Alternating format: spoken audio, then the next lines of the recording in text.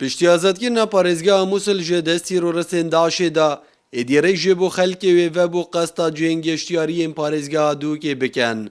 Beşê ji welatiyên Mîsil de niha da ew nexweşî û nehametiyên destê Daişê da dîtin bi keş û hewa û cihênggeştiyariyên Duhokê ji bîr vedibin. پشتی درکتنا داعش مووسڵ ئەم ئازاد بووین ئەم ji parêzgeha مووسڵ hatine berî nûkê me gelek nexweşî bi destên Daeş da dîtin çunke me çi azadiya xwe nebû berî nûkê em xweşhalîn ku Herêma Kurdistanê bi hemî deverê xwe ve pêşwaziyê li xelkê Mosul dike. المناطق السياحية رائعة جدا.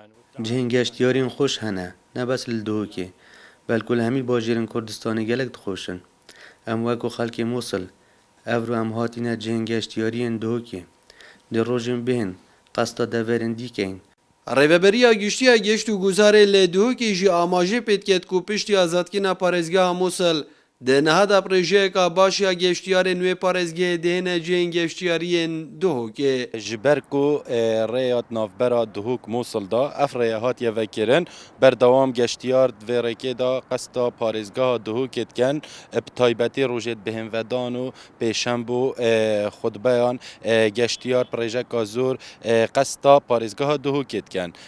Ev jî wê çendê radgehînîtin ku rêveberiya giştî geşt û guzara Duhokê berdewam xizmeta geştiyaran da ye اوتل و موتل و خارنگهت ما برهویه که باش کریه بو پیشوازیا گشتیارا و دیسان کمپانیت ما ین گشتیاری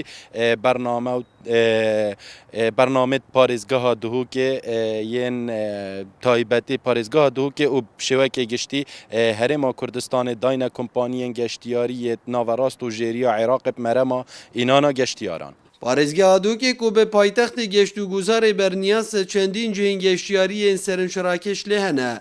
Li eyama çendîn salan e ji egera berdewamiya qeyrana darayî çendîn projeyên geştiyarî lê hatîne rawestandin. Jer Mihemed Kursat News, Duhok.